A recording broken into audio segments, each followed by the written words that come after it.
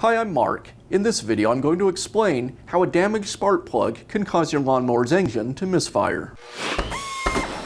The spark plug uses the electricity generated by the ignition coil to create a spark, which ignites the air-fuel mixture in the combustion chamber. The intense heat in the combustion chamber, along with the high voltage used for ignition, will cause the spark plug to wear. The spark plug can cause the engine to misfire if the ceramic insulator becomes cracked. The spark plug operates at very high voltage, often upwards of 20,000 volts. This high voltage can easily pass through a crack in the insulator and ground out to the engine's metal block, or to the metal threaded portion of the spark plug. If it happens intermittently, it will cause a misfire condition. Your engine's spark plug should be inspected often and replaced at least once per year, or more often as needed.